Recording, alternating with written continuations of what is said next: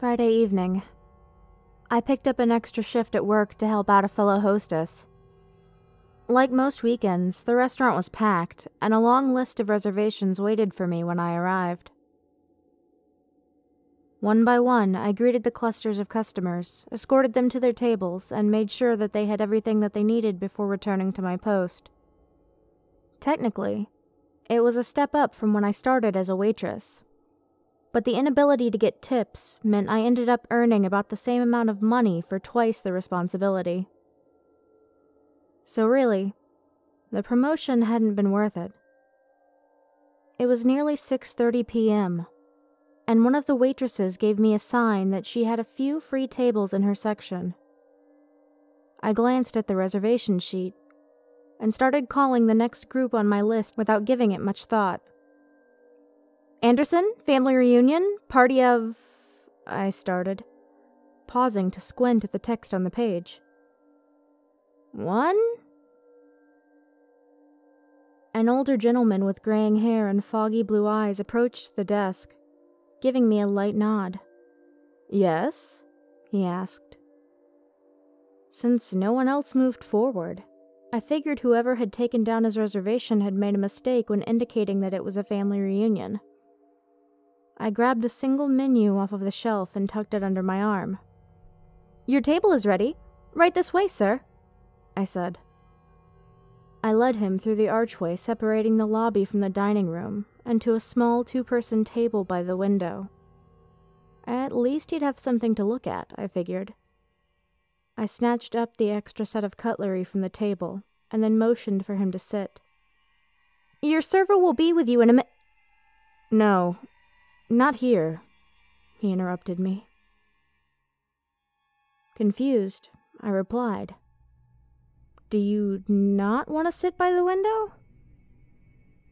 Mr. Anderson shook his head and pointed to a larger table a few rows away.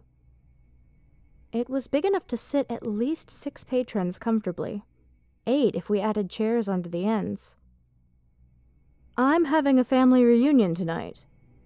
Please, sit us there," said Mr. Anderson, a peaceful smile spreading across his face. Suddenly, I felt really stupid. It hadn't even occurred to me that his guests simply hadn't arrived yet. "Terribly sorry for the mix-up, yes. Right this way," I said, sidestepping to the larger table. He bowed his head, unbuttoned his coat, and placed it carefully on his chair before taking a seat. Mr. Anderson looked quite happy, giddy even, like a child waiting to open his birthday presents. I stole a few extra menus and utensils from a nearby serving tray and placed them neatly at the table. "I hope you enjoy your meal. Your server will be with you in a moment if you need anything else. Ask for Rachel," I told him cordially. I waved goodbye and walked back to the lobby. From my station, I could see his reflection in the large windows that surrounded the dining area. He waited patiently for his guests, smiling and drumming his fingertips along the faux oak table. Even as the minutes ticked by, he never lost the excited look on his face. I, on the other hand, felt a sinking feeling at the pit of my stomach. What if they'd stood him up? What if he'd gotten the dates mixed up? Would it break the old man's heart? I tried not to think about him as I continued my work, but I couldn't help myself from checking in on him from time to time. After about half an hour, I looked again and saw a few silhouettes at the table with him. Good, I thought. His family must have slipped by me while I was tending to another group. It wasn't uncommon, especially on busy nights, for patrons to take off in search of their loved ones instead of waiting in line to be seated. As I gave the reflection a closer look, however, I noticed something odd about the Anderson family. I could make out what looked to be a woman and 2 children, but their silhouettes were blurry and dark. The only part of them that didn't seem out of focus was their beady little eyes, which reminded me of those on a doll. Mr. Anderson, on the other hand, looked normal. Though his family gave me the creeps, I tried not to think about it too much. There was probably a perfectly good explanation as to the effect. Perhaps there was a spotlight over Mr. Anderson, making him appear more clearly than the others. In any case, Mr. Anderson's family had arrived, and I was happy for him. As the evening wore on, I took a much-needed break in a small room down the hall from my workstation. I took a seat, plucked off my high heels, and rubbed my aching feet. They throbbed in pain from the abuse of a 9th evening without rest. My break cut short, however, when I heard a commotion coming from the dining room. Quickly, I slipped back into my heels and darted back into the lobby. I caught movement in the window and saw what all the fuss was about. Mrs. Anderson stood over her husband, fingers wrapped around his throat. His children were on the floor and trying to crawl up his legs. I could hear him coughing loudly as he clawed at the hands that were choking him, but they held firm. My heart pounded as I turned the corner and ran into the dining room to help, only to find Mr. Anderson standing alone with his chair overturned next to him. His face was beet red, and his coughs had devolved into gurgles and desperate gasps for air. I glanced at the window and saw the childlike figures pulling ferociously on his legs.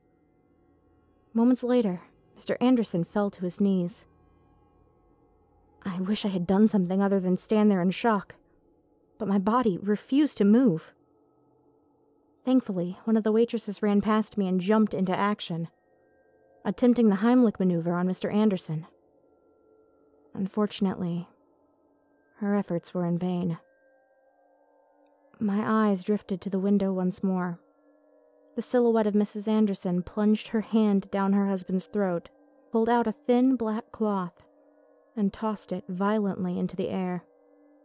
The dark veil fell slowly beside him, but instead of lying flat on the floor, it draped itself around a man's figure, which took on the same bizarrely hazy appearance as the wife and children. By the time the cloth touched the ground, the double looked exactly like Mr. Anderson.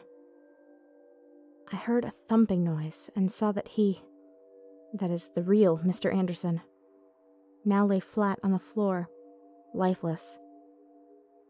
I remember hearing the sirens and seeing the ambulance's lights in the distance, but my focus was elsewhere. As the paramedics pounded against Mr. Anderson's chest in an attempt to resuscitate him, I watched the window. The 3 silhouettes, beady eyes glowing in the glass, dragged Mr. Anderson's form kicking and screaming into the distance. In the days following his death, there was a lot of gossip floating around. One of the customers told a waitress that an officer had been to Mr. Anderson's house, and that they'd allegedly found some sort of altar full of occult-looking symbols and objects. Of course, it sounds ridiculous, until you consider that no one else saw those odd shadow-like beings in the window. As far as anyone else was concerned, Mr. Anderson choked on a piece of pork. What reason would they have to make up something like that? I think Mr. Anderson tried to call his family back from the dead. The look of horror on his face as they took him away told me that his family reunion wasn't as pleasant as he'd hoped.